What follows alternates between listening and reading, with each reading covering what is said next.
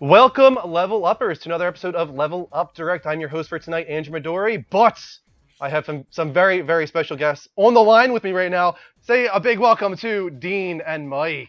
Hey! Hey, guys. Where the applause What the come hell from? just happened? What just happened? That was wild. Did you just do that? I absolutely did. I took this producer role very seriously. Wow, that was amazing. You just blew my mind. It worked, too. It actually worked. That was awesome. I really enjoyed it. Ooh. I like that This you've is going to got, be like, so much fun. you've got I'm stuff so up your happy about sleeve, this right now. This is nice. I'm very, very happy about this right now, I have to say. This is really good. I like this. Oh, I have more. So guys, if you don't know, I've got Dean and Mike on the line with me right now because this is not a normal Level Up Direct. The first hour tonight is going to be an Arkham Knight Spoilercast. So if that's not enough warning for you, I'm going to give you another one right now. Leave. Don't stay if you don't want to know about Arkham Knight. Although we will wait until the very end to talk about the endings of Arkham Knight. We're going to be talking about the gameplay. We're going to talk about the story. We're going to talk about what we like, what we dislike. We're going to go through the whole entire thing. Right, guys? Yeah, that is correct. Yeah, sure. Let's go with that. I'm going to talk Yeah, about sure, let's go with everything. I've had this game done for the longest time, and I'm ready to talk about it. Yeah, you're done in Yeah. like what 4 days or something like that. I think. I Right? played like the first 6 hours of the story. I played the night of release. Yeah, I was Right. ready to go. I had no power. This has been a long time coming because Arkham Knight, as we all know, was first announced in like August as like an October release, Yeah. and then like a week later it was delayed 9 months into June. It was ridiculous. I don't know what was going on there, but I think it was all well and good because it turned out to be a fantastic game. Yeah, they definitely Yeah. took advantage of the time. It seems because it was polished in every aspect. It seemed like. Except for Well, one. I did glitch. We'll get to that a little later. Two versions of the game were very polished. One, it turns out, was Yeah. not very polished. Before we get into the actual Arkham Knight discussion, let me just say welcome to the 17 people in the room. I'm Andrew from the Level Up Network. We got Mike, we got Dean on the line with us. If you like what we're doing at any point tonight, make sure to follow the show. Hit that heart button live from PlayStation or follow us at twitch.tv/The Level Up Show. You can also follow us on Twitter. You can subscribe on YouTube, check out our t-shirt shop, check out our Patreon, and definitely check out Extra Life, which is a charity for Children's Miracle Network hospitals. We've raised $820-something so far, but keep that ball rolling, guys. Go to the link provided, hit support me, and let's try and get to that $5,000 goal Yep. by November 7th. Oh my God! This is It just amazing. keeps coming. This is amazing. Where are you getting these sounds, Mike? Amazing town. So let me ask you something. Do you have it like hooked up? I hear it so clear through my headphones. Like, how are you making it so clear? Because I'm a fucking sorcerer, Dean. Let's be realistic now. Oh well, all right. All right, this took a turn. All right, so let's get into it. I want to start off the discussion with a lot of the common questions that will be asked. First off, we'll start with Dean, and then we'll go to Mike. In the Arkham collection, we've got 4 Arkham games right now. Rank them right now. Easy. Arkham Knights, Arkham Asylum, Arkham City, Arkham Origins. Arkham Knight took over as number 1 for you. Oh yeah. Wow. No Wait, more contest. importantly, the fact that Arkham City was under Asylum, which you vehemently were saying was your favorite over Asylum in the original. It is. you were saying that See, I City try to was rate like- it as overall package. I put Asylum before City. I put it as my number 2 because it's was a new thing for me. It was like the first time I realized, like, oh shit, superhero games can be really good. And like, it was Batman. I was in the world of Batman, and like the whole package with the combat and like the story was incredible. Everything just sucked me in, so I had to put it above City.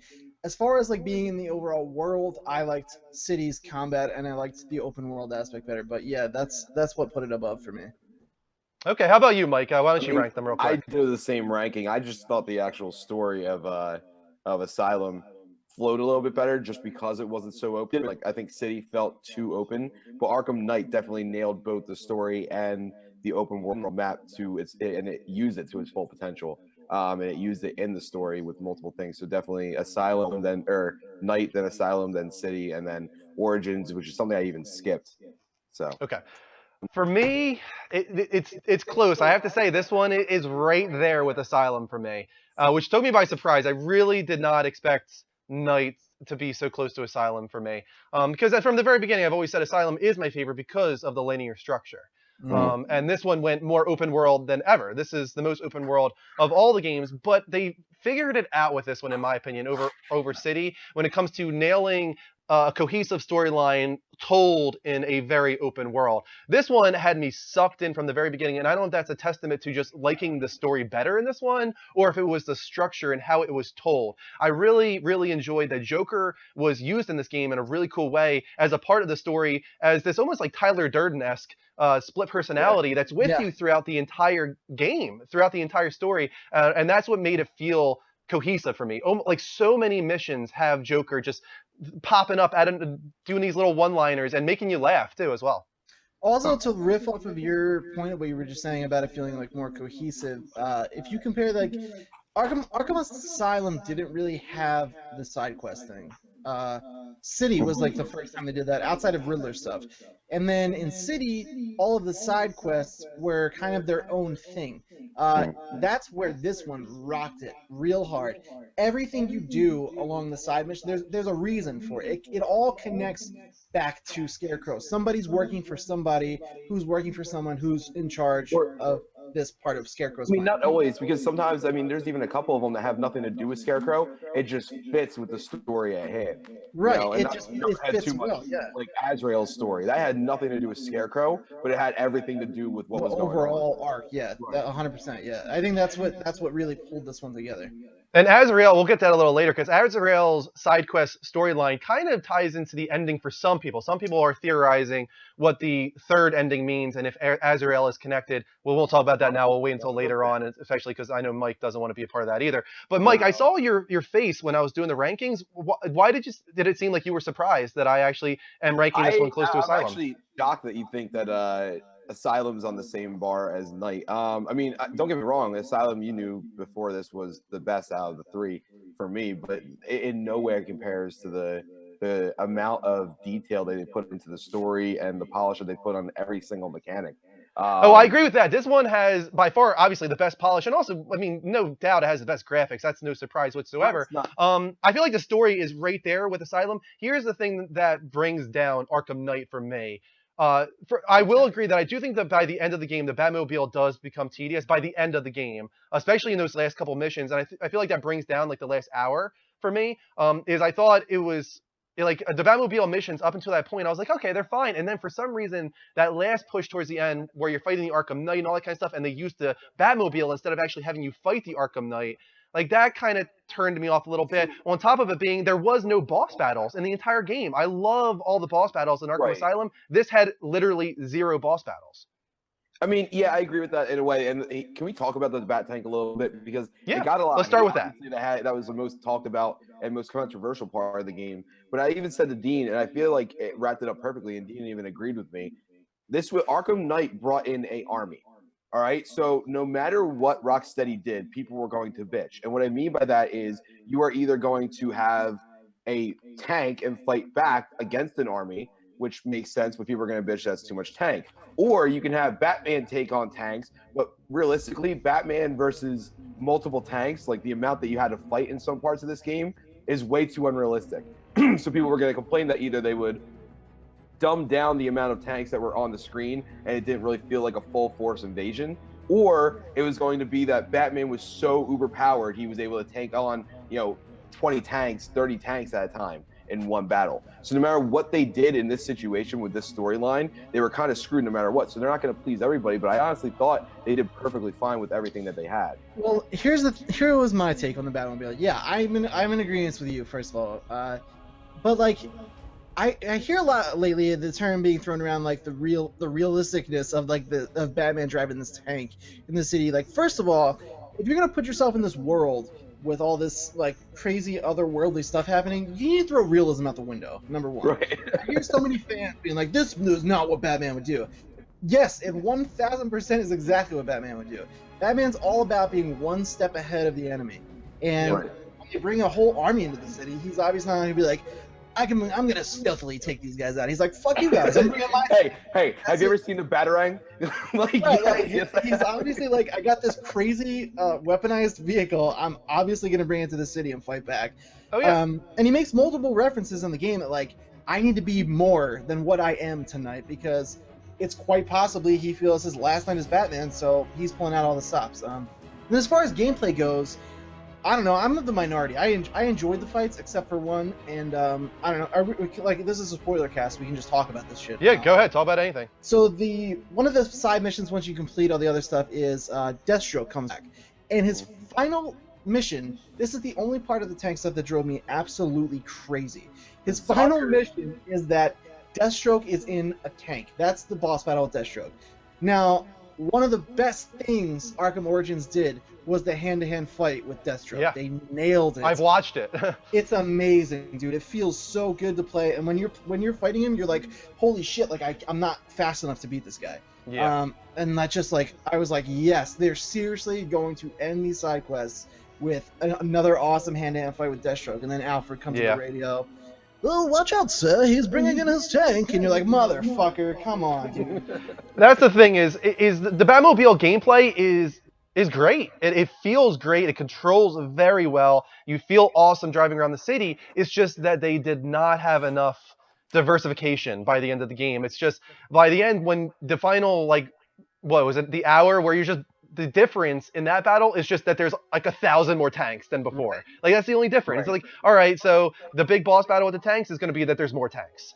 And it's just like, I've done this a million times. I've shot these tanks a million times. And especially the ones where you have to get behind them. That was just kind of frustrating for me. I didn't think that was fun. Yeah, the Cobra tanks were a bitch.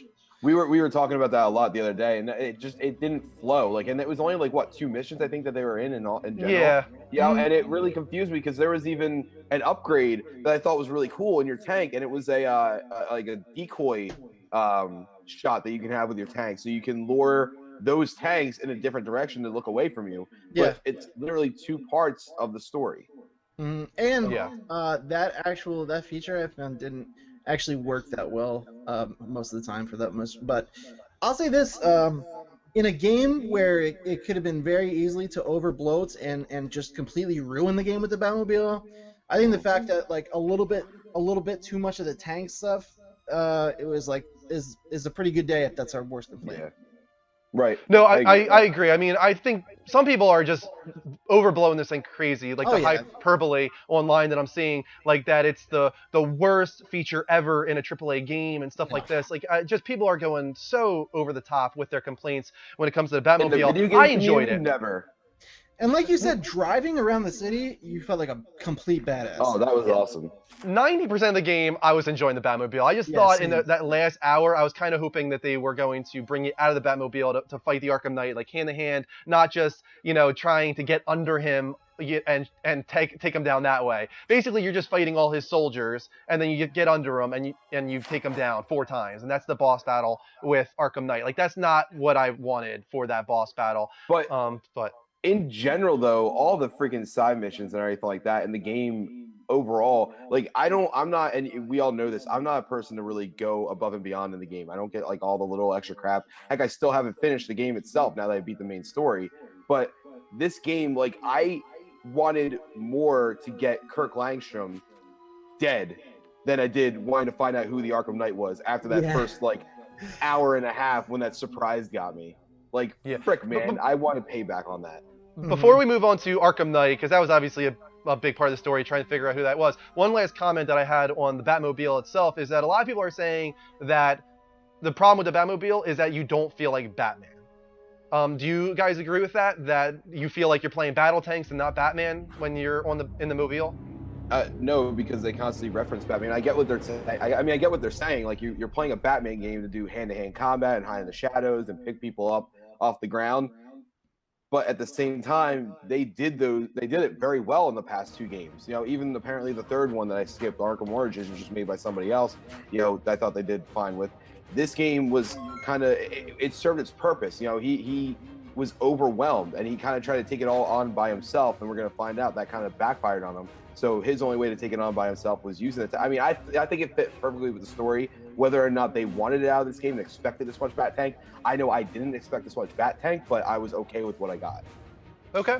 I just want to thank our first follow, the Knight from Shell 2A. Thank you for the follow. Keep those coming, guys. Hit that heart button live from PlayStation. And how about you, Dean? Before we move on to Arkham Knight himself, did you feel like Batman in the Batmobile? I did. I mean, I think it's because to reference what I was saying earlier is that you're a step ahead of the game. Like they try to surround you, well, you have an EMP to immobilize them all. They all try to like get you from a distance. Well, now you have tracking missiles. Like the big thing about Batman is he's always so well prepared, and he's always like a step ahead of the game. And his tank was just like way out teched for all the other tanks in the game, which I think is really what pulled together like still feeling like Batman to me. Yeah, I mean, really, like, as you upgrade the tank throughout the game, it's like, how much money does this guy have? He's got Like, a lot, dude. He's got a lot of money. He's got a lot. Like, Did you really, see like, the it's guy in that ridiculous game? how much money he has. Like, Massive. by the end of the game, when, again, spoilers, guys, this is oh, gosh, should I say it? Should I not say an No, ending? I think we should remove the moratorium. I think we should just be able to say it. I mean, it's in the title. I think Spoiler we for should the just go all original out. ending. Like, this is just the original ending. I won't go into the side endings. Just the original ending. By the end of the game, when he reveals himself as Bruce Wayne, or I shouldn't say that he reveals himself, Scarecrow reveals him as Bruce Wayne. Like, at that point, everybody had to do, like, some big smack in the face, like, duh! Like, who else would have the technology and the money to have this freaking Batmobile? It's like, nobody else could have done this except billionaire Playboy are we Bruce Wayne. gonna have like a separate discussion on the side missions, or should I bring this up now? How about if we're going to move on to Arkham Knight himself in a little bit, then how about you talk about the side missions right now, if there's something in your mind? Okay, well, yeah. As far as Bruce Wayne removing his mask, my favorite side mission in the entire game, and it's simply Hush. because of the one. Yeah, it's simply because of the one-liner delivered. At the That was end awesome. Is Hush? He walks right up to Hush. Hush has Lucius Fox gun to the head behind his desk in Wayne Tower. He's about to like. He was trying to crack into the computer, but he couldn't get in because he doesn't actually have. Which Bruce was Wayne's awesome, by the DNA. way. Like, that threw me off. I was like, what the hell is happening here Yeah, right I now? had They no definitely idea what tricked was me. happening there. Yeah. That was awesome. I was like, what? Why is he punching Lucius Fox? It was Yep. really cool. And then what just killed it, dude, is he wants to know who he is. So Bruce takes off his helmet, walks right up to him, and says, "Take your best shot, Tommy." I was like, God damn it, that's cool. Yeah. That was Now, just- like, in that moment, though, what do you think he was thinking? Was he not at all worried about Tommy anymore? It's like, this guy's a nutcase. No one's going to believe him anyway. I just think it was like he knew it was his last. He knew it was like going to be his last night. The city needs something greater, as he keeps referencing throughout the game. And he's like, I don't really give a fuck right now. I'm just going to take off my helmet and put this guy He down. just walks up, it's like, yo, no balls. Yeah, Like, he no really balls. he called his bluff big time, dude. I agree. That was actually one of my favorite side missions as well, of the ones that I've done so far. I haven't done near all of them yet, but I have done that one, and it was really cool. Yeah, I agree. that was one of my favorites. So let's get into the Arkham Knight himself. Were you guys at all surprised at the reveal? Let's just go right to it. Are we going to go right to it? Are we going to spoiler for those that haven't finished the game and know who Arkham Knight is? Yes, and this all? is a spoiler cast. Guys, we're spoiling I Arkham Knight's identity. have to worry about spoiler warning. If you're in here Alright, and you so- read the spoiler cast title, it's on you at this point. It's all on you. Let's be realistic. I called this. I think we all called it. At least me and Dean, I know. Did. I didn't call it per se, but I had suspicions once I heard the Arkham Knight open his mouth and Troy Baker's voice came out, and I was like, I know who you are. Yeah, I agree. Like, I think about, oh god, it was like 20% into the story. Like, that was long enough for me to start suspecting Jason Todd. And by the time that they start actually showing backstory of Jason Todd in the Joker parts with like the hallucinations and whatnot, then I was like, is this supposed to be obvious at this point? Like, are they even trying to surprise us? Because at that point I was like, if it's Jason Todd, okay. If it's not Jason Todd, maybe they were trying to trick us. Maybe they were doing a red herring. But once they revealed it, it was like, okay, I guess I guess it's Jason Todd. All right. Like I went through the whole thing, and we had talked about it a while ago, especially Rick and I, and even on the show I mentioned it a couple times, and then I was like, all right, well maybe they're not going to make it so obvious. Maybe they'll make it Hush. Maybe, Hush was definitely in the game, but now we found out that it wasn't actually him. But I was like, they can't be. I mean, I keep forgetting that they're trying to service everybody else as well as us, but like I think we know more than the typical person that's buying this game. So we know who Jason Todd is and everything like that. But I was really getting excited. I was getting to the end, and I was like, they can't make it this obvious. They can't do it. It can't be Jason Todd. It has to be a red herring. And You're the worst. It's Jason Todd. So I thought it was kind of cool that when he takes off his outer mask, it's like the That red was hood awesome. underneath. I thought that was amazing. I thought that was perfect. That His suit was so really cool. well. When he finally embraced being Red Hood, that was an awesome suit. Yeah, but that's the thing, is that's what made me kind of frustrated about the whole thing. It's like they've done this before. Like in so many different TV shows and movies and comics. Like we know Jason Todd was the Red Hood, so why is he now the Arkham Knight? It's just it felt redundant to me.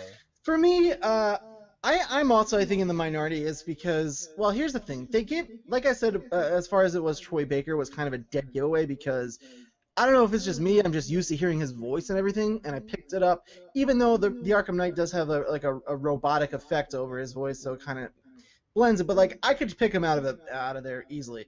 And Really? then, See, I couldn't until the oh, voice yeah. modulation was I think I gone. even messaged me in one of our group messages. I was like, "So Troy Baker's voice in the Arkham Knight." It was like Yeah, the I think first you line and he were said. talking about I it. caught it. But and then later when they do the flashbacks to Jason Todd and Jason Todd opens his mouth, you're like, "Oh, that's Troy Baker." So it's obviously Troy Baker is the Arkham Knight. You know, but for me, I didn't mind it. I actually thought it served the purpose of the story really well, and I kind of feel like if they really wanted to not make it so obvious, then they wouldn't have. I think they kind Yeah. of, for people who bought the game, I think they were like, yeah, it's the Red Hood, now you know, and here's the rest of the story. I think it was just kind of like, I would have preferred, though, if just right up front, even in the trailers, like, they didn't bother with the Arkham Knight. Just be like, have in the beginning of the game, they shouldn't even have advertised a new character at all. I think the game opens up, you see Scarecrow, Red Hood drops in, and he's like, "Hey, Bruce," and like then you know this is your enemy for the game. Right. I thought that would have been really cool. I feel like they could have actually done it a little bit better. They could have made some of the battles between them so intense. Oh You know, yeah, like, for sure. the whole dialogue, exchange between them would have been much better instead of this whole vague, like, you'll find out soon enough. Like, I you're will about to kill say, the tank. speaking what if of you the kill him? dialogue though, the Predator part of the mission when he takes his helmet off and you have to track him down and he's sniping at you and everything. Yeah. The dialogue between the two of them right there was pretty intense. He was like almost crying, like, "Don't pretend you know me." It was like freaking Right. out. I was Yeah. like, this is pretty awesome. Well, that's a testament to Troy Baker's talent, obviously. And we Oh, all yeah. know Troy Baker is one of the best voice actors in the gaming industry now, and in general, actually. He's an amazing voice actor. And he really hit those Jason Todd scenes, too, the flashbacks with the Joker. First of all, those were my favorite scenes, along with all of the flashback stuff. First of all, we got the Killing Joke in this. We got to see the Killing Joke. We got to see, Jason Todd tortured. We got to see a lot of like iconic Batman moments. Look at Drew over here. He's like salivating. We got to see someone get shot in the back. We get to It see was someone really get cool to see tortured, it. blood everywhere. It's like, oh, I'm sorry, it was cool. It was really cool to see that, and it was. took me by surprise too because I didn't expect to see it. I thought those moments were the best, and that's what made this game work for me. Probably just as well as Arkham Asylum is I felt like the story was told in a really, really cool way. And it was perfect idea to have the Scarecrow toxin mixed with, Joker being inside of his head as a cool way to tell all these things that have happened in the past and have the Joker taunting you throughout all of them. That's what made this game so great for me, in my opinion. Yeah, they nailed a lot of the emotional connections between characters. The like the scenes between Bruce and Tim Drake was amazing. I loved them. Yeah, it was a little disappointing with a lot of those too because it was very frustrating seeing this character, Bruce Wayne act like that. I mean, I get it, that's how he is. He works alone and this and that, but it was really annoying. Like I think we talked about it. He didn't utilize his sidekicks enough.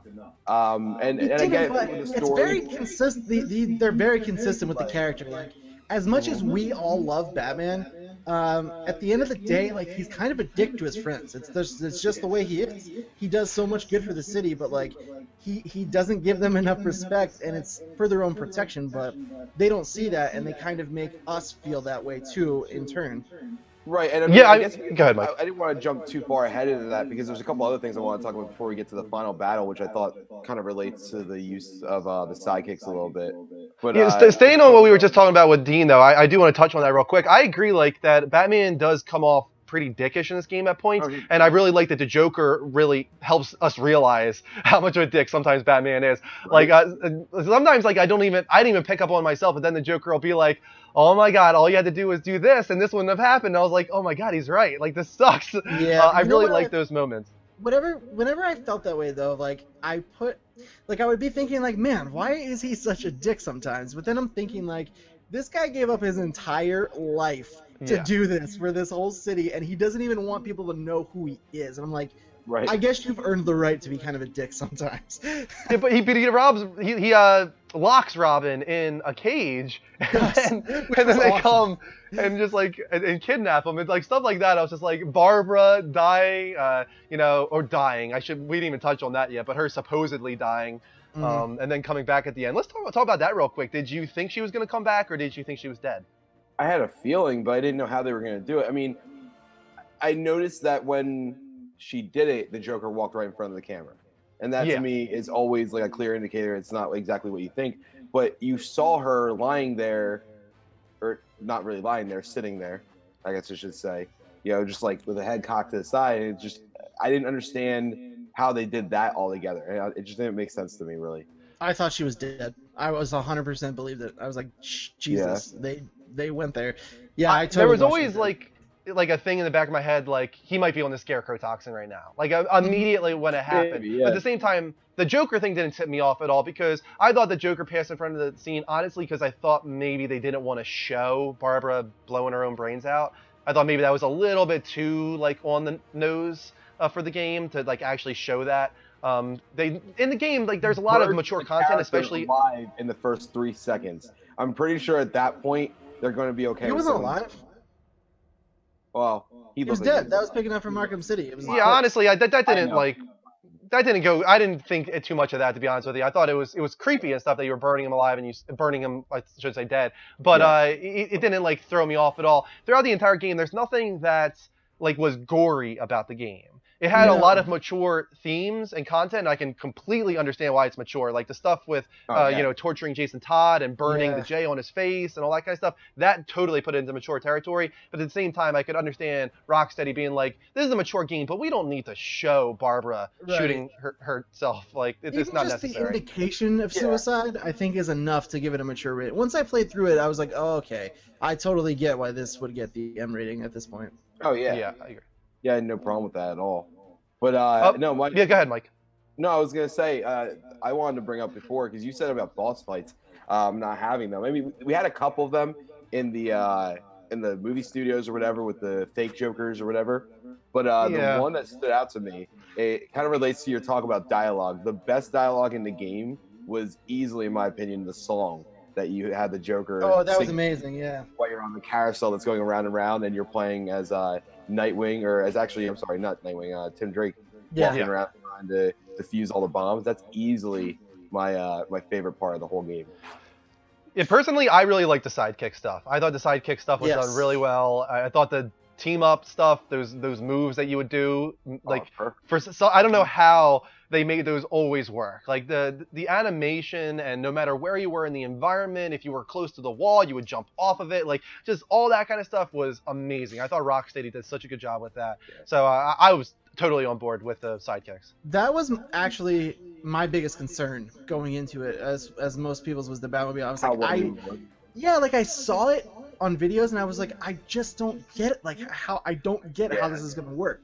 And I still can't explain it to you if you ask me to. Like I just did it and I was like, damn, it just works. Awesome. Like, it just and it looks awesome. Yeah, it was amazing. It's the same with the Batmobile, to be honest with you. Like no matter where you are, for the most part, unless it doesn't fit with the story or what's going on, when you choose to have the Batmobile come in, it's like I would try to figure out like where it's popping in from. But no matter what, it was almost like I would pass by like a light pole, and then suddenly it appeared, and I was like, it was so seamless. I'm like, how did the hell did they do this? I have the opposite. That was actually the most frustrating part for me. Is there were multiple times where I was on a street and I would call the Batmobile in, even if I had unlocked the area, and it took way too long for the Batmobile to come in, or it just didn't even show up, and I just got frustrated. Yeah, it happened to me. It didn't happen to me once. No, it didn't happen to me either. Times. I had a couple of really cool moments where like I would be like approaching a big group of people, and like maybe I had just fought some and I wasn't in the mood. Like I would just call the Batmobile and they would be like, "Get the freaking bat!" And I would just hear the thing like tearing around the corner. I'd be like, "Yeah, I'm just gonna wait here for a minute," and like then it was on.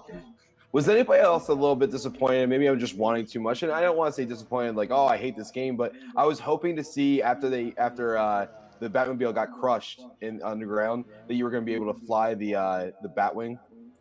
I didn't think they would. They would have definitely No? advertised that. Yeah. Yeah, well, no, to be honest with you, I don't agree with that. I don't think they would have advertised it. I think it would have been No, I an think that would have been a amazing, surprise. You think? amazing surprise. I agree with that. But throughout the entire game, I was thinking, can they do this? And I was like looking at the way the game was structured and the environment was structured, and I was like, I don't really see how this could work. Like, you're what are you Well, gonna do? there You're gonna goes an stay up. engineer for you.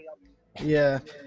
I just mean from like a gameplay perspective. Like, no matter what, he wouldn't be able to fly the Batwing low. It was not going to be able to go Right. down in the street level. So you would have to stay up high, going throughout the buildings. And the only way that would work is maybe if the Arkham Knight also had his own Batwing and there was like a Batwing battle. But I Well, he had the didn't expect it. helicopters. Remember in the beginning of the game, he was in the helicopter shooting you. Yeah. Actually, multiple times in the game, he was in a helicopter, so that would actually work. Yeah. I'll tell you what. I did think. I thought they were gonna kind of like suspend you from using the Batmobile for the remainder of the game, and then Right, yeah, that's he what just fear. has this badass moment. And he's just like, "I'm calling in the spare." I was like, "God damn it, you Batman!" Was there a Speaking difference of- between the normal and the spare? Or was the spare just kind of No, like more just gray? color. Just the color Yeah. palette. It was Yeah, the gray color and yellow. palette. The second one it was kind of a But nod. to, realistically, like, I old actually, school. I actually went back and then changed it back to the 1962 Batmobile. You Much better. The funny thing is, you couldn't go back. Like if you changed out of the spare Batmobile, you can't get it back until you complete the Riddler stuff. Actually, for some reason. Right. Right, which is really annoying too. It was annoying, but I enjoyed that skin. I enjoyed all the different skins of all the suits and all the Batmobiles and everything. Yeah. The Batman 3000, Justice League 3000, whatever it was, Mhm. was kind of freaky in a way. There was too much red. It was Very it was odd. weird.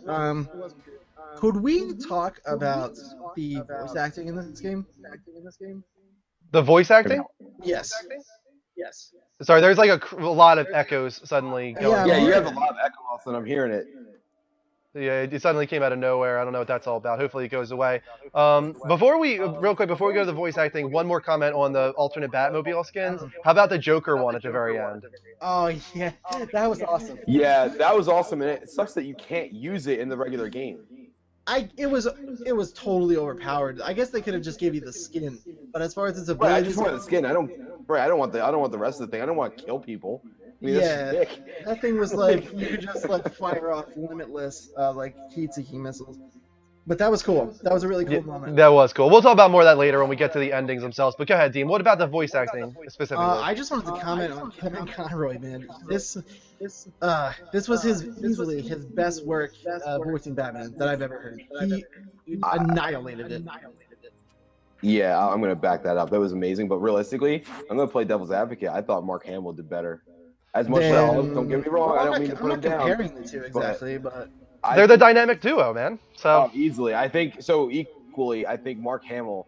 This blew me away. Like every time the Joker opened his mouth, I smiled. Like it was just so well done, and it was so entertaining for most of it. And that's why the I writing behind it was think the great, game was- and the voice acting was perfect. so smart because, in my opinion, I still think the Joker was not in the game. Like the real Joker was not in the game. Like we got a hallucination, in my opinion. That's what that was. I think I won the bet, to be honest with you. But I think it's I knew amazing. we were gonna bring it up somewhere too.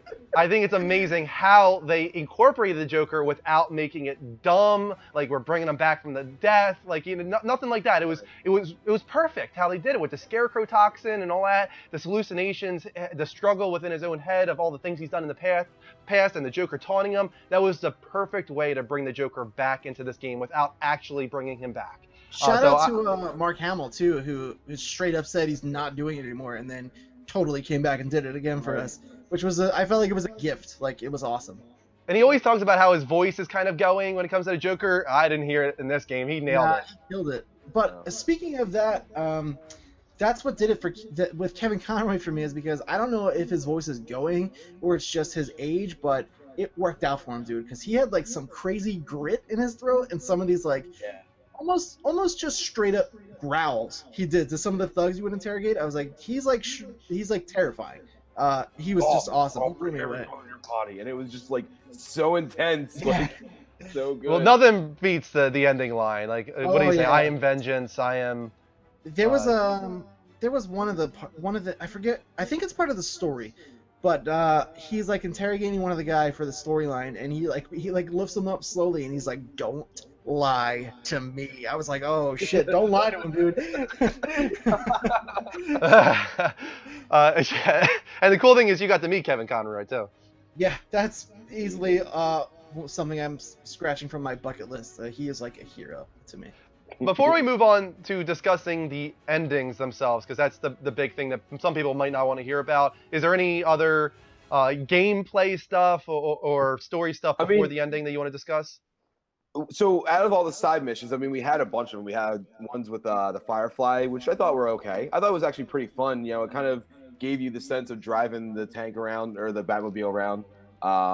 They all seemed to, they served a purpose, whether they were kind of teaching you how to use certain control mechanics better than you probably were, or giving you what you wanted. Like the one thing that annoyed me a little bit was I felt the only time I got what I truly wanted out of a Batman game, and like I said, I love this game, but when you think of the Batman, you think of like Arkham Asylum, and you think of sitting in a room waiting for you're strategizing when people are going to walk and what they're going to do, so you wait for them and you kind of just jump down and tie them up with the rope and then go to another one, and you kind of wait that out. The only one that gave that to you was Two-Face's Most Wanted stuff. Yeah, I was a little disappointed by that. So you're saying you wanted more of the Predator stuff in the game? More the Predator, more of the set piece things. Yeah, I agree because that's what I liked in general.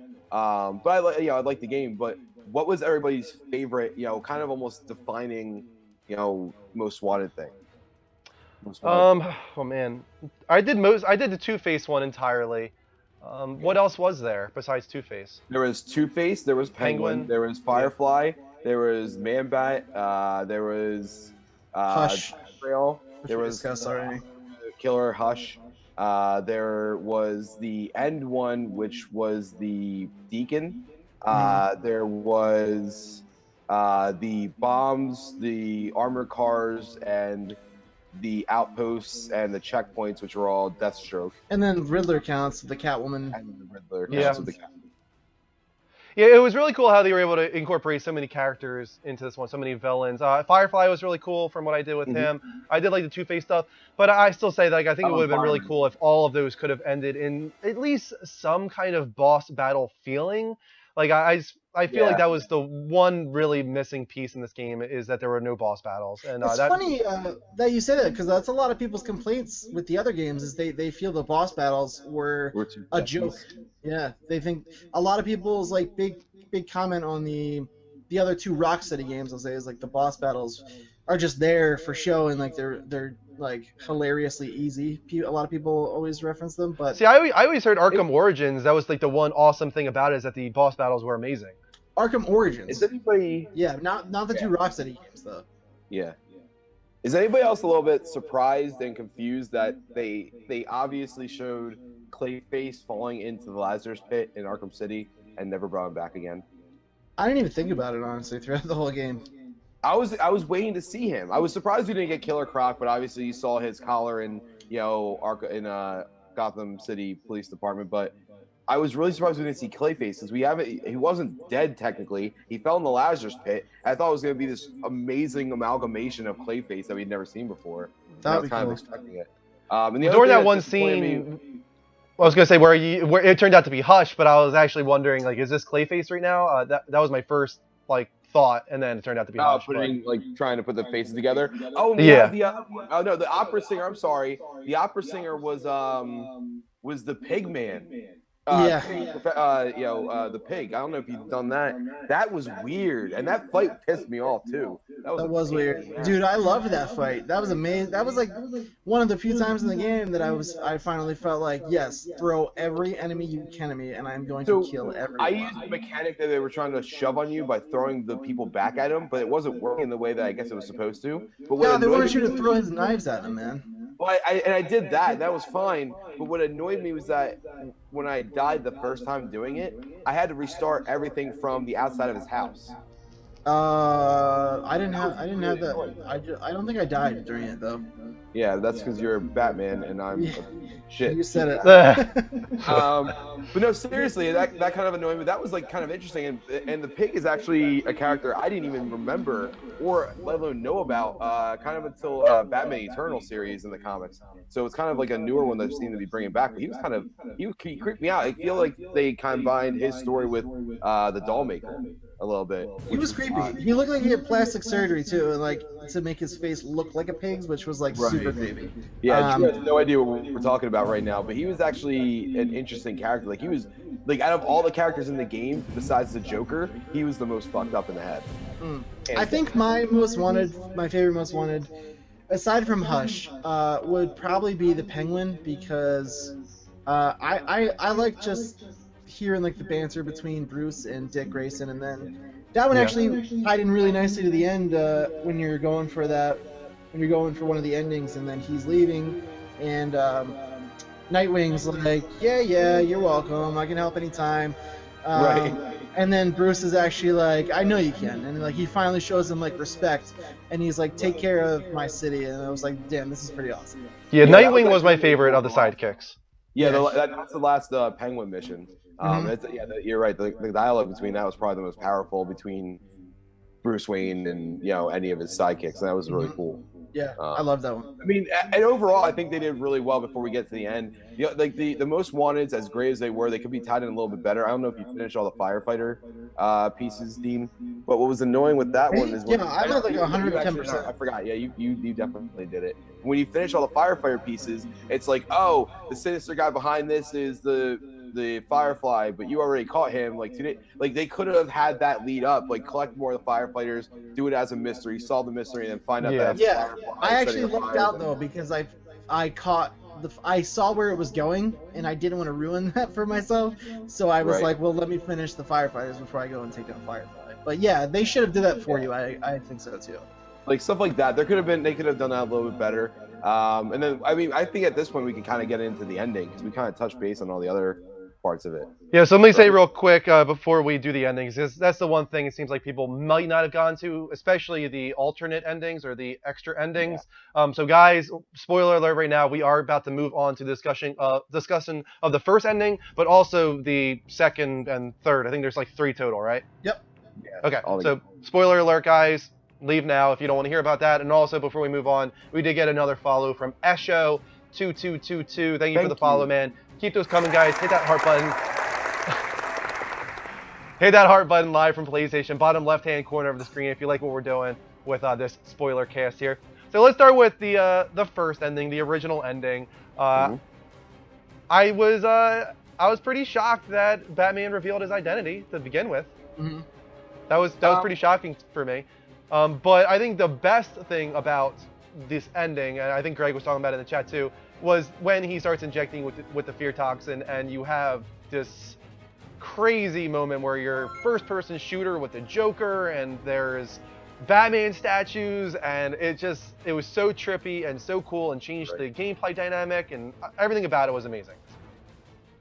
Yes, totally. I don't want to. I'm trying to remember where certain things happen in the ending, but yeah, I love that whole trip, and I love that he just like took the toxin like a freaking champ. Like Scarecrow kept shoving it in his neck, and like he was just ate it, dude. Well, that's something we'll have to wait to talk about that until Mike leaves. But I feel like what happened with him absorbing the fear toxin. Yeah, I'm gonna say fuck it. Yeah, you'll be okay. You're not missing out on that much. Then I'm just gonna say it. I feel like what happened was he might have absorbed the fear toxin and became one with the fear toxin to the point where it became a superpower within him. Because the third ending shows a Batman, maybe a Batman. We're not sure because it seems. Spoiler for you, Mike. Here in the ending, Bruce like fakes his death, like Sherlock Holmes style. It seems. Like he walks into the Bat Mansion, it explodes. Everybody thinks Bruce Wayne is dead. Second ending for those keeping track. What was that? That's the second ending for those keeping track. Oh, that's the second ending. That's not the third ending. Well, here. So did we talk? We didn't talk about all the stuff in the first inning yet, right? The Joker. Yeah, let's finish. Let's go in order. Let's actually talk about it We in should order. go in order, yeah, because I just want to finish my thought real quick though with the fear toxin. I feel like maybe he becomes literally like a fear for people, where he can change the way he's formed in that second ending. So I have to disagree with you, man. I don't think that's what was going on. you don't think so? Okay, we'll talk to it. We'll talk about it later. Okay. But start with the first ending. So yeah. I mean, overall, it was badass. I mean, you get to play a first-person shooter, something that nobody saw coming. Like, let's be realistic. As much as anybody might have said, like, oh, I could have predicted this, and you have everybody like that, no one ever predicted that Rocksteady would have made a first-person shooter style ending, and let alone have you play it as a Joker. And you're going through and then shooting, Two-Face and Penguin all in the chest as you walk through, and the dialogue that you have between all them, as a Joker, like Mark Hamill just nailed it perfectly. Who did you guys decide to kill, and who didn't you kill? I killed everybody. You killed everybody? Yeah. Oh, you could not kill anybody? I didn't kill the first person. Who was it? I think it was Riddler. That was No, it was Penguin. It was Penguin. No, I that didn't was shoot Penguin. He's groveling for money. Yeah, I think it was Yeah. Penguin. And then Riddler is holding the girl hostage, so I shot him in the face. And then I went on to shoot Two-Face too, because Two-Face was pointing a gun at you. But in that same moment, I knew in the back of my head, like, this is Batman doing this right now. This is not the Joker. So I had this moral, dilemma going on inside me. Like, I don't want to kill these people because it is Batman letting the Joker take him over right now. So I was wondering, maybe if I don't kill these people, the Joker won't take over Batman. Okay, that's interesting. That was my rationale. That would have been a cool mechanic that they would have added. Unfortunately, it didn't happen. Yeah, that would have been cool. I killed everyone. My thinking was like, the Joker's trying to show him like what it's like to really let loose, and there's no way he would let anybody live, so I just shot him all in the face. Right. Well, I feel like this was something inside Batman. I feel like this is not all Joker here. This is something Batman wants to do himself too. He wants to kill these people, but he has this strong moral code, and he can't do it. So this darkness has been inside of him all along. This desire to just end it and kill all these people. And the Joker was making that realized. He was like, "This is what you want to do. Now do it." Is that in the game, or am I thinking of the Red Hood film, where Jason Todd tells him, he's like, "You just had to kill him." And Batman's like, don't you think that's all I want to do? Yeah, that's the movie. That's the movie that's in it. For those of you that have played and finished the game and haven't watched it, 100% without a doubt, you need to watch The Red Hood. Heck, even if you haven't touched the game yet, you need to watch this movie. It's amazing. Under the Red Hood is one of the best. Under the Red Hood is one of my favorite DC animated movies, if not my favorite completely. But yeah, the ending mission was actually pretty cool. I mean, there was multiple stages of it. Not only did you have the first-person shooter, you had the part where you actually thought that at the end, at one point, the Joker actually physically took over Batman's body. Mm-hmm. So you get out of the chair and you're going out in the streets, and you call the Bat Tank into the building, and you are literally killing all these thugs now that are trying to kill you. And I actually thought that was part of the game. I was like, shit. I was worried, because when Alfred is calling you up and he's like, "Please, sir, stop this madness, stop this rampage," and I was like, crap, is like Batman actually doing this right now? And you're thinking it's the Joker inside his head? So I was really worried about what was going on inside his head and outside of his head in that moment. But when it all comes to the end and you see him fight the Joker back, and he says that iconic line at the very end where he says, "I am vengeance, I am the night, I am Batman," like that was amazing. That was amazing dialogue. My favorite moment in the game. I put my controller down and I was like, God damn, that was the best. Like, that was just like Rocksteady being like, here you go, guys. Everybody wants this. Yeah. Here it is. And I was like, was anybody else a little bit disappointed that the fight wasn't a little bit more intense between you, like Batman and the Joker? Like, I thought that when they gave you control of Batman again to fight the Joker, I thought it was actually going to be physically a fight. Like, I mean, I get it in a way, but I'm not saying like I was like, oh, they could have been so much better, but I thought I was going to be getting more out of that. Well, you got that a little bit earlier. Before we get to like the final, like the part of the ending, you had that scene where you're in the truck and you gave yourself up, and then it crashes, and you look at your parents dead on the ground, and then you have an Agent Smith out of Matrix Reloaded scene where just a million Jokers are bombarding you. And I thought it was so cool because I don't know about you guys, I didn't get hit once in that scene. Like, I nailed knocked his face off. Yeah. I was killing all of them. I was like sweeping all over the place, throwing them at each other. I totally felt like Neo from the Matrix in that scene, and it was amazing. A really cool Easter egg for if you were paying attention during that scene where they pan around to one of the takedowns and they kind of zoom in on it for real quick, and Batman picks up the Joker and breaks his back over his knee like Bane did to Batman. Really? I didn't actually pick that up. Yeah, it was really cool. You can find it online. It's very quick. But the it's culmination of that battle, when he finally gets the Joker in that headlock and you're ready to break his neck, how long did you guys wait to break his neck? not long. No, I waited like 5 minutes. I just did it. I was very much feeling like Batman. Like I was like, I gotta get rid of this guy, dude. He is just like the worst, and he's never gonna stop.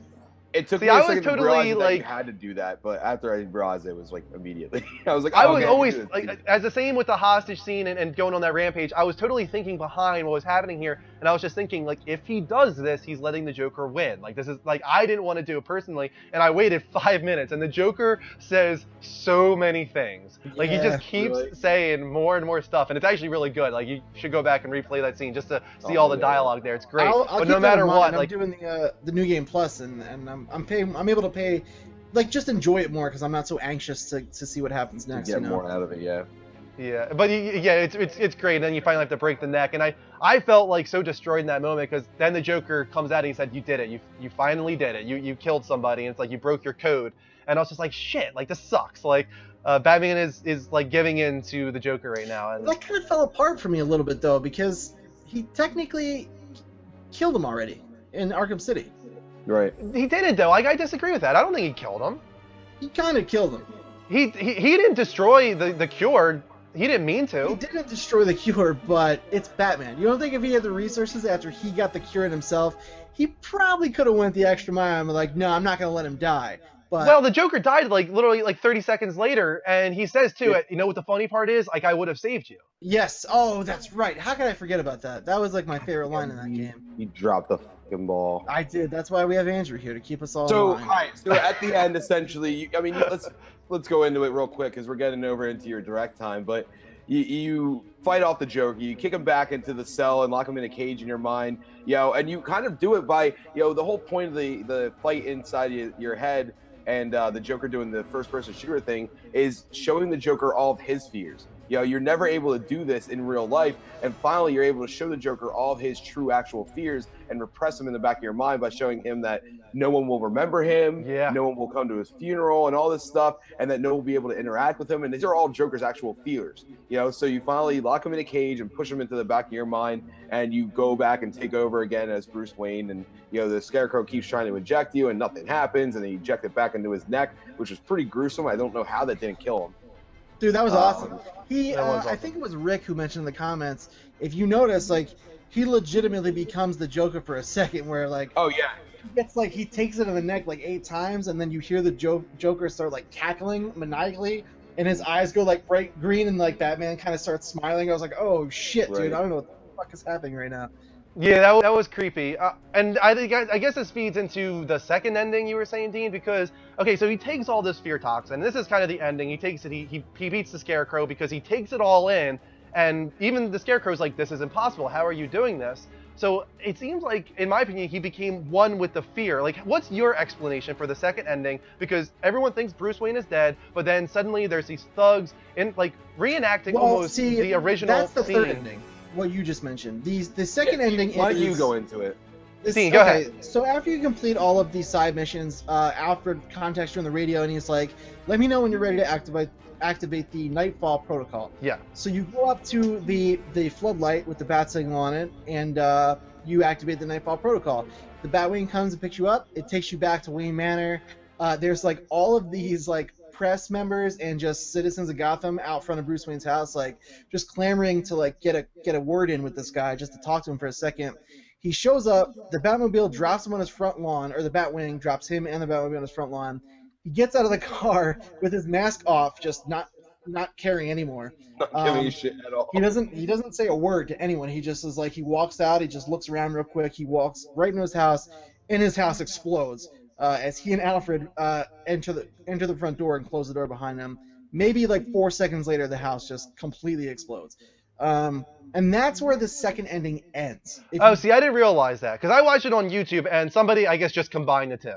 They just combined the second and third When you ending. go forward and you complete all the Riddler stuff, it plays that part again and then goes right into the third ending. Okay, so what I was about to say is that's the third ending, though. After Wayne Manor explodes and everybody thinks Bruce Wayne is dead, a certain time has passed, and Right. you're seeing these thugs encounter like a mother, a father, and a son in a dark alleyway. Very original Batman. Same death. alley, actually. It's Crime Alley. Same alley, yeah. It was clearly tugging at that original scene. Mhm. And then that happens, and they pull the pearls off the woman, and they look up, and they see a figure, and they're like, "You can't be Batman. The Batman's dead," and stuff like this. You're not fooling us. And then suddenly, like, smoke starts rising from the figure, and he starts like to float. And then he swoops down and like explodes into fire and looks like an actual monster bat. Yeah. And then it ends. Yep. So what I was saying was I thought that he gained the ability to strike literal fear into the thugs and wasn't just like a symbol anymore, but literal fear. Because he absorbed the fear toxin through his sweat. Yeah, well, that's the thing. Like, he can't exactly. I mean, unless he decided to weaponize the fear toxin and concentrate it towards like thugs. Yeah, that's what I'm saying. I'm saying he figured out a way that he absorbed it and figured out a way to weaponize it. Well, yeah, okay. Well, if he figured out a way to weaponize it, that's one of the theories actually for the third ending. No one really knows. It's very ambiguous, and there's a few different theories on what exactly happens there. Rocksteady hasn't said. There's no definite ending yet. But yeah, that could be. I thought you meant originally as like he uses the fear to like transform his body. And I was like, I don't think he can. No, I don't think he's literally transforming it. I think he's somehow making the thugs see that through the fear toxin that he now has the ability over. Yeah. But first of all, do you think it's Bruce Wayne? I don't know. Well, here's the thing. At the end of the Nightfall Protocol, he's talking to Catwoman, and he says, she's like, "I'll see you around, right?" And he's like, no. He's like, the city needs something more than what I can be right now. He's like, I'm done. We need something bigger. We need something more than Batman. So it's hard to say. I mean, I want it to be Bruce Wayne, obviously, because I'm fucking in love with him. But it's hard to say. A lot of people think it's either Bruce Wayne using the fear toxin, and he's just totally shed the persona of Bruce Wayne. Explaining why he blew up Wayne Manor, so everyone thinks Bruce Wayne is dead. Now he's just living life as the Batman. That's one of the theories. Another one of the theories is Batman Beyond, actually, because if you look in the main menu or in the extras, there's a picture that says Nightmare Batman, and if you zoom in, it's a still of that Batman, and it's got the black. It's all black with the, like really sharp teeth and a red Batman logo. So some people are saying that. And then there's the other one, which is it's Azrael taking over as Batman, which I actually don't think it is. I don't think it is either because... Go ahead, Mike.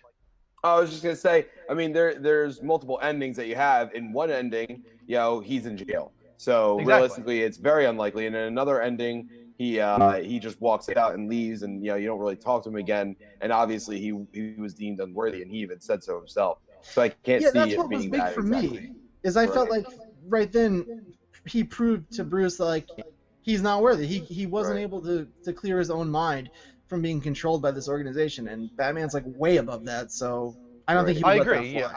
I don't think it could possibly be Azrael. I don't think that's a solid theory whatsoever. I think it's one. I don't think, honestly, I don't see the Batman Beyond thing either. Like I don't. No, I don't think that's it either. I don't know. Maybe there's not supposed to be a reason that the thugs are just like. They just now have like a perma fear of there being someone watching after them, but I think that's BS too because the family even looks over, like they see someone. There's clearly someone there standing in the shadows. There has to be because Gordon's voicing over the scene and he's like, "Who's going to protect Gotham now?" And then the narration makes it seem like there's got to be somebody. Like if Batman leaves, Gotham will turn to shit again. It's not like he put all the criminals in jail and everything's gonna be fine now. It's like no, they're gonna break out and Gotham's gonna turn to shit again. Yeah. Like I have a theory of my own if you're interested. Go ahead. The dialogue between him and Nightwing that we talked about earlier. Mm-hmm. He said, "Watch my city." It's a little bit of a stretch, but I got the impression that maybe if something came to, if push came to shove, that Batman had trained Dick to be able to take over the role, which is my personal favorite. Right, and I like that because it kind of relates, and I actually thought that that's what was going to happen. To be honest, I wasn't even thinking about it the right way, and this is just me hearing it and what I wanted to hear. I heard the Nightfall Protocol as the Nightwing Protocol. Must spell with a K. Right. No, I got that. But I'm just saying, like, just the words kind of meshed to me. But in general, that was actually my thought process. Is that's what they were going to do? They were going to go with that route. That's my favorite way to think of it. I'm not going to say theory because it's kind of my own theory, but that's what I would like to think happened. But I don't know. What would your guys like? What would your guys' perfect situation be here? Perfect Honestly, situation. just go ahead, Mike. I was gonna say, perfect situation is the other ending would be flashed forward into like 30 years, and you see like a young, skinny, scrawny Terry McGinnis flying through the air. Yeah, that would be dope. Just landing on the Oh, ground. I would That totally be the down for perfect that. Yeah. situation. Yeah, we all know Batman Beyond is freaking amazing. I would totally be down for a Batman Beyond game. But in my opinion, I think I'm pretty sure. I feel like it's the fear toxin. I feel like he's weaponizing the fear toxin. It makes perfect sense with the game and what happened at the end and whatnot. I feel like that's the only rational thing, really. So you think it is Bruce still? I think it's Bruce, yeah. Which kind of would be amazing because I think also me and Rick GFN2112 in the chat. If you guys are not confused who Rick is, who I keep referencing, we talk a lot about this. We've been talking a lot about it over the weeks in private chat, so we didn't ruin it for anybody. But he mentioned that if it is Bruce controlling the fear toxin, what an awesome new fighting mechanic that could add to another Batman game. Yeah. Like injecting fear into people before you take them down and shit would be pretty cool. See, I don't think he's injecting it. Like, he's not enemy. like he injected those thugs with the fear toxin. He somehow has the ability to, like, emit it. I know that sounds completely ridiculous. Dude, I hate you. Now I jokingly said his sweat just reeks of fear toxin. Are you He's saying not like- injecting them. Are you saying I don't like know if he's throwing a pellet or he's emitting it or what. Yeah, I see what you're saying. But he's somehow getting these people on fear toxin in a way that's not like the Scarecrow, because it's not going to be like a way where it travels and endangers other people. It's Batman we're talking about here. So he's going to find some awesome way of using the fear toxin. And as GFN just put in the chat room, I think that's another really strong reason for why it has to be Bruce with the fear toxin, is because Scarecrow literally sees that exact version of Batman when he injects Scarecrow at the That's end. a really good point. Yeah, I didn't even think about that. So like that, it has to be Bruce. And the other thing is like, what's Bruce doing if not this? Because do we honestly think Bruce died in a fire? Like he exploded the mansion and He's committed having suicide? No lunch way. In No. France. And a Fernie Branca. And he's There's no nodding way in to hell. Alfred across the And the they just courtyard. all they do is nod to each other. They don't even say a damn word. There's no possible way that he died. Simply because there's no way he would kill Alfred. There's no way he would ever harm Alfred. And Alfred was yeah, exactly. literally right next to him when that happened. So I'm not. Yeah, buying it. there's no way. What was my last question for you guys is what out of the three endings did you like the way it plays all the way through? If you just count the first ending all the way through the third, is there any one you preferred over the other, or did you like this all the way through? I feel like the first ending is not an ending. No, I feel it's like not. you finish the game and you put Scarecrow away, but it's almost like putting any other villain away. It's like you put him away and it's like, oh wait, we still have Two-Face and Penguin Right. and like a dozen other villains still out on the streets. Like the night isn't over yet. That's the entire point actually of the say- game is putting all the villains away. Right, and I actually like that. I mean, it's a little disappointing to me because I thought I did quite a good job of getting most of the stuff done on the side quest, but you can't really finish, like, you don't really feel fulfilled until you get the final ending, and it kind of forces you into doing all the other stuff. Now, we were talking before, if I was going to complete, if I was going to 100% any of the Batman games, this would be it, because it is a lot easier than some of the other ones, because I think they expect that out of you. I think they expect more people to 100% this game to get the other endings. I think But- it's more accessible, not necessarily easier. They just give you more of the appropriate tools to get things done quicker. Like in Arkham City, I did all the Riddler challenges, and it was absurd compared to this one. Like some of them were like, oh my god, you would have to glide across the entire lake and like jump on a pad, like grapple over to back to where you were, pick up a trophy, like grapple back, hit these 3 lights. It sucked. It was way too much.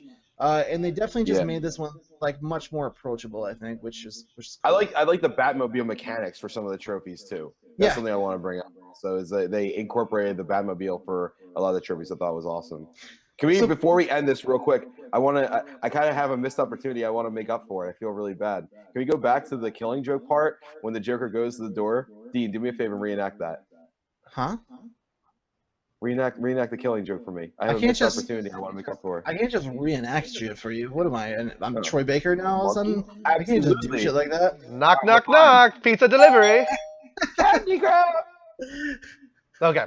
Sorry. That was totally worth it, Mike. Totally worth it. Yeah, that was. I think I hate you. But I didn't even answer the question yet. That's To answer really- Dean's question, I think that it's not really an ending until you go all the way through it, and I feel like it's a good ending. I actually really, really enjoyed the second and third part, and I like Yeah. how it's ambiguous, and I like that it leaves it open for a sequel. And that's my final question of the night for you guys: is are we getting an Arkham sequel? Is it Rocksteady? Is it still Bruce Wayne? What is happening now with Rocksteady after this? Can I just say real quick that the way you solve the endings is the way I wish they would have just did it. Like I wish they hadn't. It wasn't necessary for them to put that second ending, and then they're like, and now if you do all the Riddler stuff, you can get the real ending. Like I think they should have did the first one, and then the entire Nightfall Protocol should have just been that whole one set piece. You know what I mean? Yeah.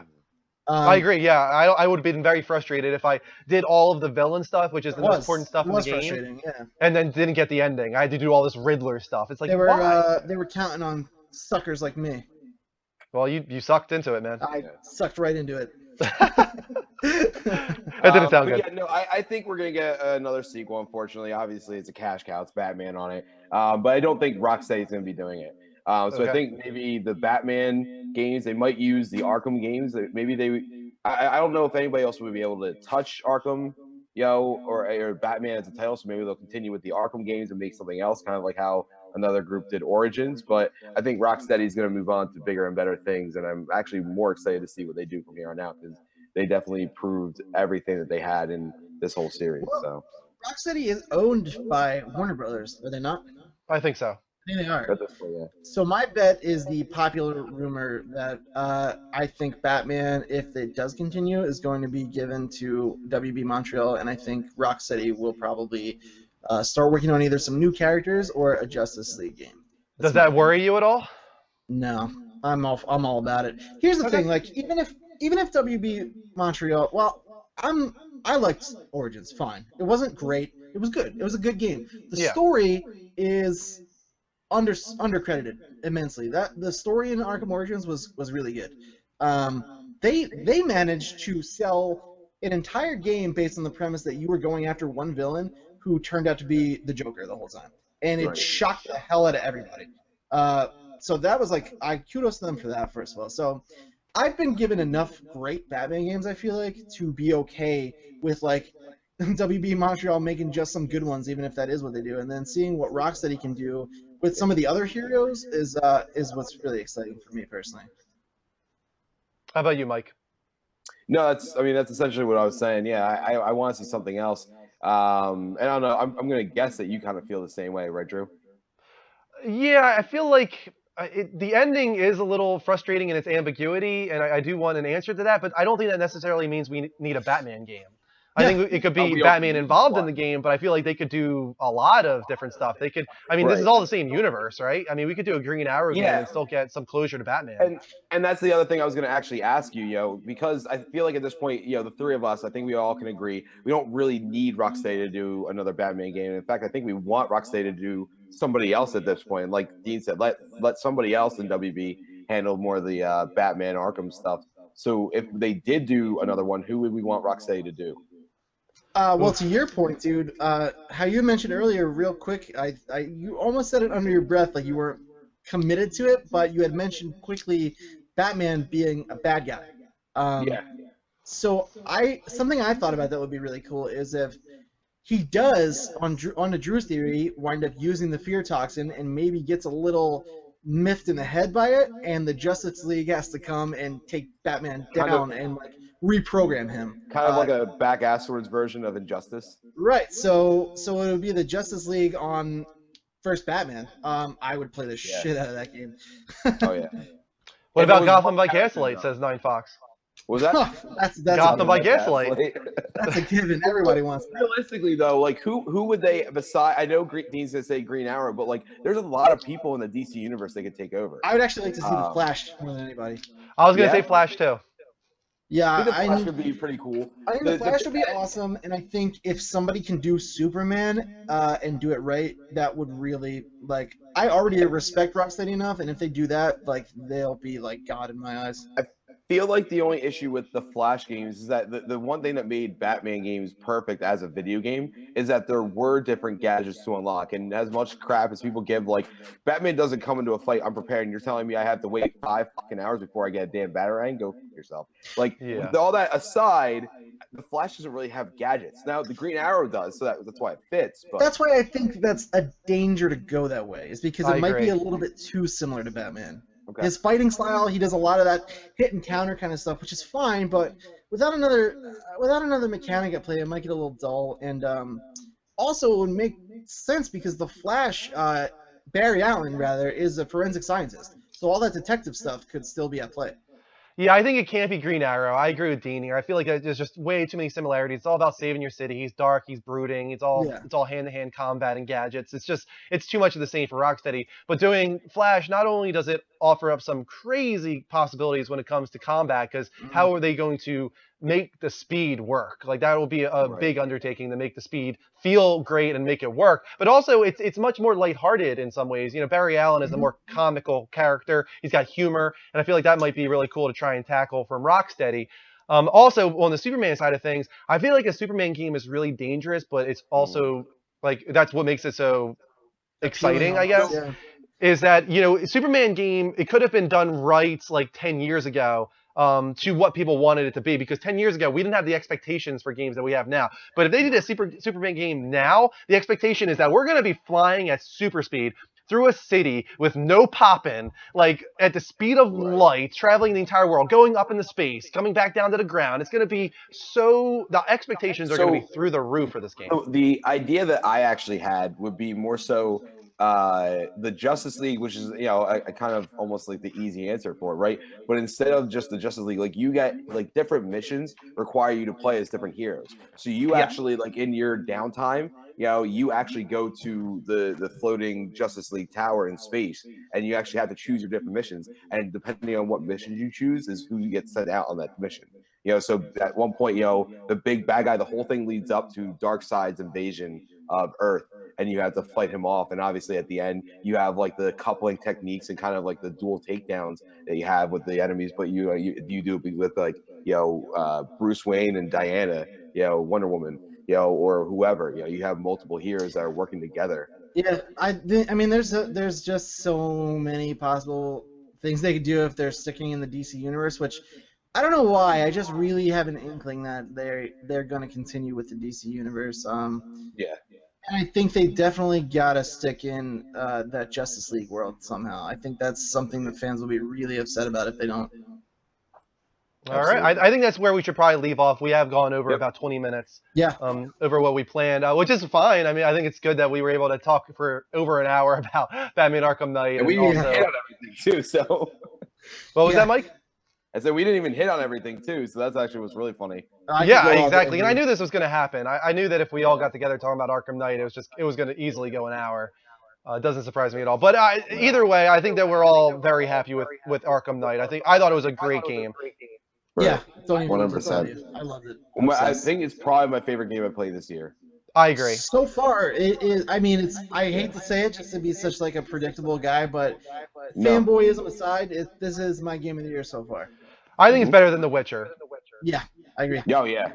Yeah. Everybody's, you know, that's the one other one I think right now that is a very common game of the year candidate.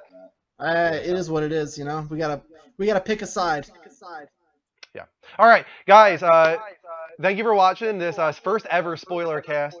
We'll do this every so often for the big games that we all play. This was Batman Arkham Knight, of course. Maybe we can get together for Metal Gear Solid, maybe Uncharted, you know, in the future. Yeah. We'll have to wait and see. Thank you, Dean. Thank you, Mike, for joining me. Yeah, thank you, man.